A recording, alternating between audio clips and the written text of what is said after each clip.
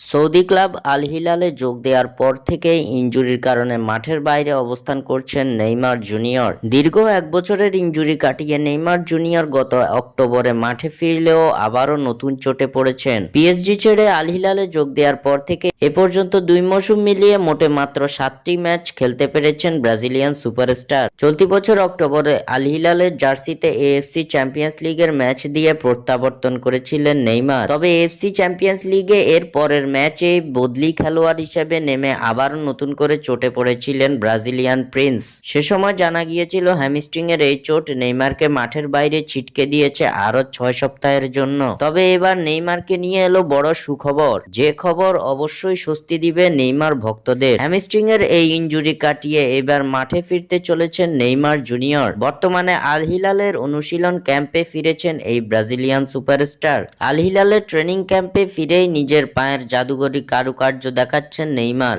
Neymar জুনিয়রের অনুশীলনে ফেরার খবর স্বস্তি দিচ্ছে তার ভক্তদের। চলতি বছর আর কোনো ম্যাচ নেই আল হিলালের সামনে, তবে আগামী বছরের শুরুতেই জানুয়ারিতে কিংস কাপের কোয়ার্টার ফাইনালে মাঠে নামবে আল হিলাল। সেই ম্যাচে আল হিলালের হয়ে মাঠে যদি না নামতে পারেন নেইমার, তাহলে পরবর্তীতে 5 ফেব্রুয়ারি এএফসি চ্যাম্পিয়ন্স লিগের ম্যাচ দিয়ে মাঠে ফিরবেন নেইমার জুনিয়র। সৌদি ফুটবলের নিয়মের কারণে নেইমার জুনিয়র সৌদি কর্তৃক আয়োজিত কোনো ধরনের টুর্নামেন্টে অংশ নিতে পারছেন না। তবে এফসি চ্যাম্পিয়ন্স লিগে খেলতে কোনো বাধা নেই নেইমারের সামনে।